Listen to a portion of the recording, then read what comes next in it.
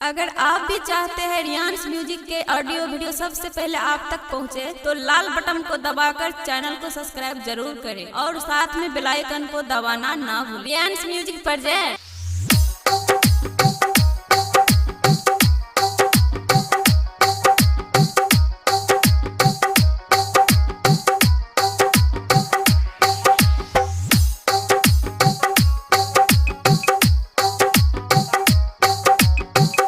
बाई DJ Umesh Shukipur बाजार।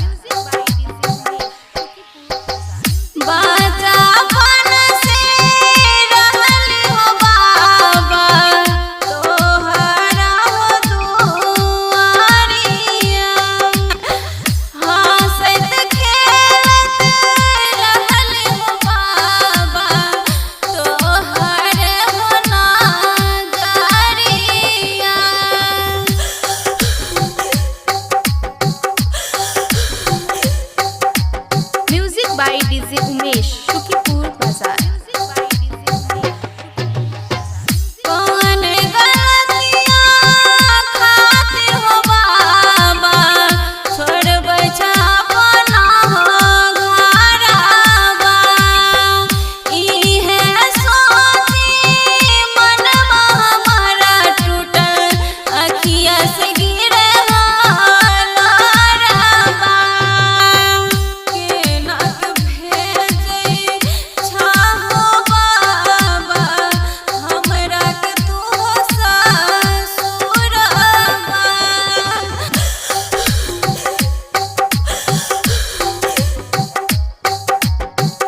बाई DJ Umesh Shukipur बाजार।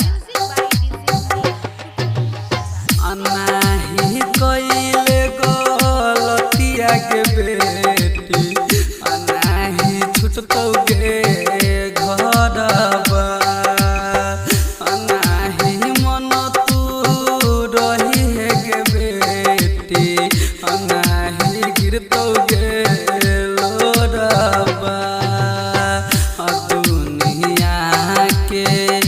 रीति के बेटी जे भेजबै छियो ससुर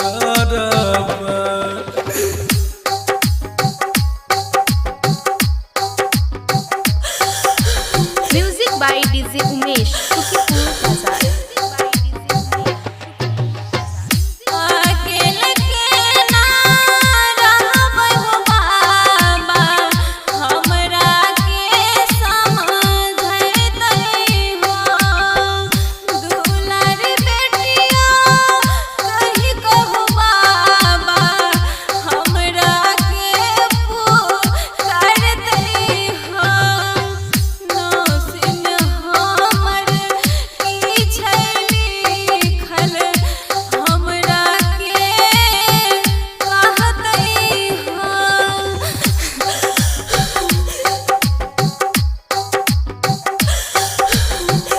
बाई डीजे उमेश शुकीपुर बाजार।